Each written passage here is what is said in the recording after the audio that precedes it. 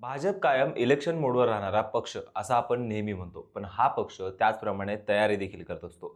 पण त्यात एक असा नेता आहे ज्याला निवडणुकीच्या किमान 6 महिने आधी, वर्षभराआधी पक्षाकडून बळ आणि रसद दिली जाते आणि तो नेता मग राज्यात ठाण मांडून बसतो आणि यश देखील मिळवतो. त्याच्या स्वतःच्या राज्यात जरी त्या नेत्याला फार मान नसला तरी केंद्रीय पातळीवरच्या पक्षीय घडामोडींमध्ये हा नेता अग्रभागी दिसून येतो. तो नेता इतका महत्त्वाचा असतो की त्याचं नाव राष्ट्रीय अध्यक्षपदाच्या शर्यतीत देखील आहे.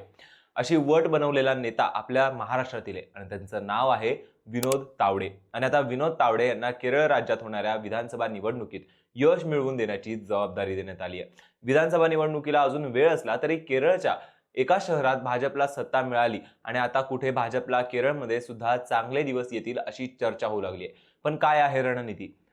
कसा होईल केरळमध्ये भारतीय जनता पार्टी पक्षाचा प्रचार आणि विनोद तावडे सलग पराभवाचे चक्रव्यूह भेदणार का, याचीच माहिती आपण आजच्या व्हिडिओत घेणार आहोत. नमस्कार, मी अर्णित जोशी आणि आपण पाहतायत कट टू कट. तुम्हाला राजकुमार यांचा मरते दम तक हा चित्रपट आठवतोय का? या चित्रपटात एक डायलॉग होता, नामुमकिन को मुमकिन बनाने का दूसरा नाम ही राणा है. आणि आता हे वाक्य वेगळ्या अर्थाने म्हणावे लागणार आहे. ते म्हणजे नामुमकिन को मुमकिन बनाने का दूसरा नाम ही विनोद तावडे आहे. कारण आजवर सत्ता न आलेल्या केरळमध्ये कमळ फुलवण्याची जबाबदारी विनोद तावडे यांच्यावर सोपवण्यात आली आहे. केरळ हे देशातील एकमेव असं राज्य आहे जिथे अजूनही डावे सत्तेत आहेत. भाजपने केरळमध्ये अद्याप एकही विधानसभा जागा जिंकलेली नाही. तिरुवनंतपुरम महापालिकेत झालेली महापौर निवडणुकीत केरळमध्ये पहिल्यांदाच भाजपचा महापौर निवडला होता. त्यामुळे केरळच्या सत्तेत दारे खुली होतील अशी आशा भाजपला आहे. या कारणामुळे भाजपचे ज्येष्ठ नेते आणि राष्ट्रीय सरचिटणीस विनोद तावडे यांची केरळ विधानसभा निवडणुकीचे प्रभारी म्हणून नेमणूक करण्यात आली आहे. केंद्रीय मंत्री शोभा करंदलाजे केरळमध्ये तावडे यांच्याबरोबर निवडणूक सहप्रभारी असतील. केरळच्या विधानसभा निवडणुकीबरोबरच तावडे यांच्यावरती चंदीगडमध्ये होत असलेल्या महापौर पदाच्या निवडणुकीत भाजपचे पर्यवेक्षक म्हणूनही जबाबदारी सोपवण्यात आली आहे.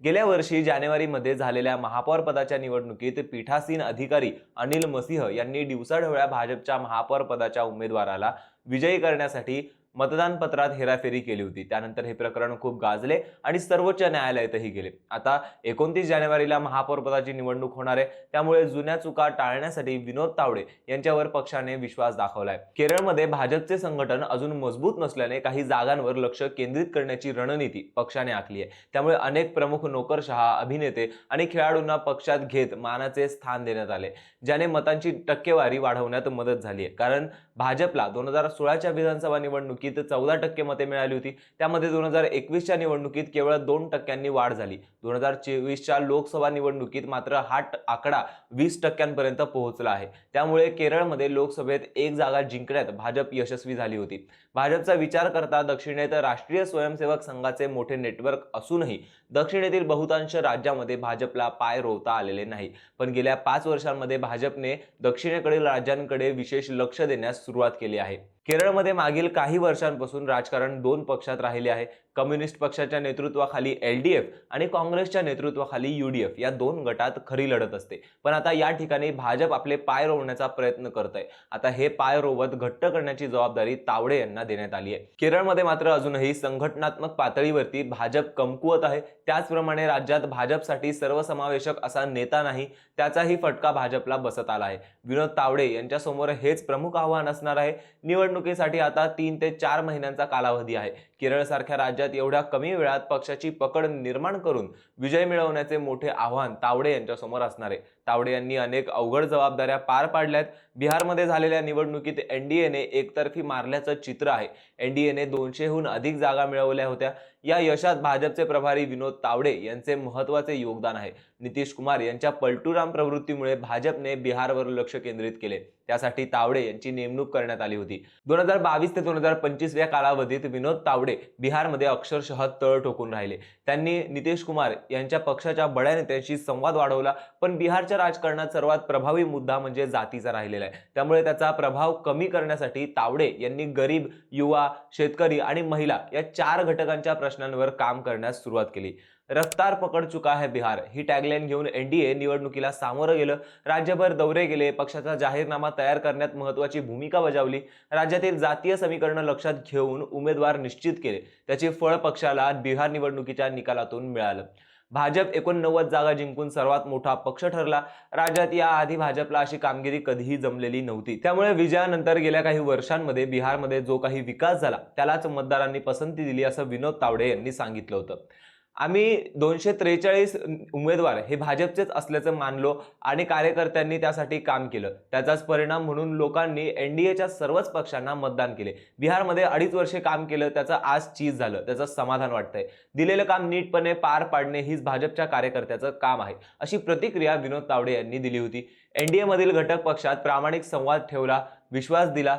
एखादा मुद्दा पटला नाही तर त्यावर चर्चा करून मार्ग काढला. लोकसभेला तसा आम्ही संवाद ठेवला, आता विधानसभेलाही तीच भूमिका घेतल्याने हे यश मिळाल्याचं विनोद तावडे यांनी म्हटलं होतं. विनोद तावडे यांनी राष्ट्रीय राजकारणामध्ये आधी हरियाणाचे प्रभारी म्हणून उल्लेखनीय कामगिरी केली होती. चंदीगड महापालिका निवडणुकीचे प्रभारी असताना भाजपने आपकडून सत्ता काबीज केली होती. त्रिपुराचे तत्कालीन मुख्यमंत्री विप्लव देव यांच्या राजीनाम्यानंतर विनोद तावडे आणि राज्यसभेचे खासदार भूपेंद्र यादव यांना पक्षीय घडामोडींवरती लक्ष ठेवण्यासाठी निरीक्षक म्हणून नियुक्त केलं होतं. तेथेही नवीन मुख्यमंत्र्यांच्या नियुक्तीवेळी पक्षात नाराजी निर्माण झाली नाही. या ठिकाणीही तावडे यांचे संघटन कौशल्य कामी आले. त्यानंतर त्यांच्यावरती राष्ट्रपती पदाच्या निवडणुकीची सर्वात मोठी जबाबदारी टाकण्यात आली. भाजपच्या राष्ट्रपती निवडणूक व्यवस्थापन समितीत विनोद तावडे यांना सहसंयोजक म्हणून नेमण्यात आलं.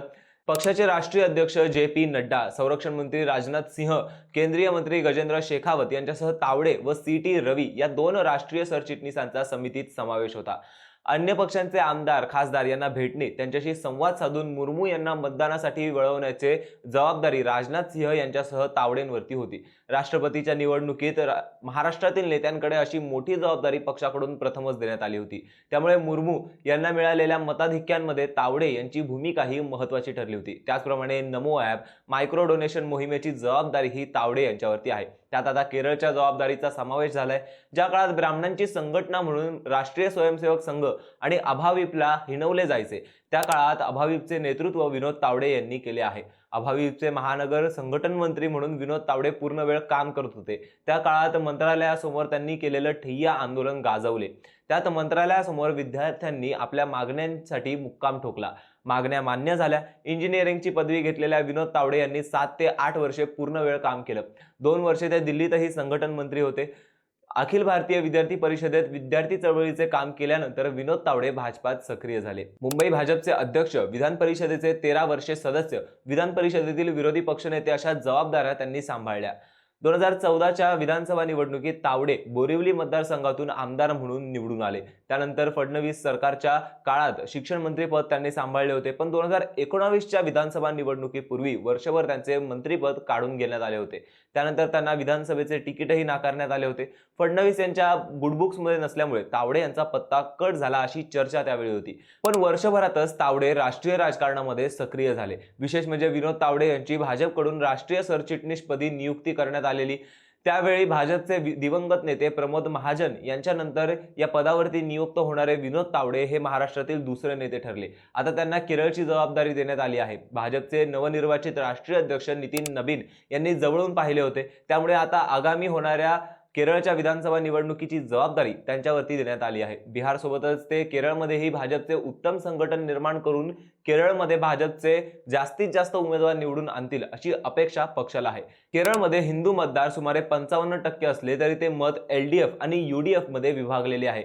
आरएसएस गेली अनेक वर्ष केरळमध्ये कार्यरत असले तरी भाजपला अजूनही निर्णायक यश मिळालेलं नाही. एसएनडीपी, ओबीसी आणि एनएसएस नायर या प्रमुख संघटनांमध्ये भाजपची पकड मर्यादित आहे.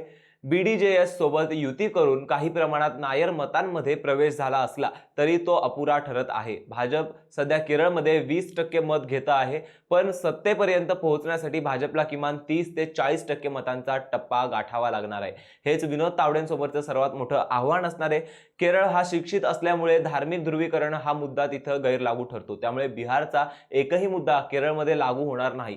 एक खासदार आणि एक महापालिकेत सत्ता या बळावरती आणि तिथे प्रभावी ठरलेल्या व्यापक मुद्द्याला राज्यस्तरावरती घेऊन जाण्याचे काम तावडे यांना करावं लागणार आहे. त्यात तावडे किती यशस्वी ठरणार हे निकालानंतरच स्पष्ट होणार आहे. याविषयी तुम्हाला काय वाटतं? कमेंट करून नक्की सांगा.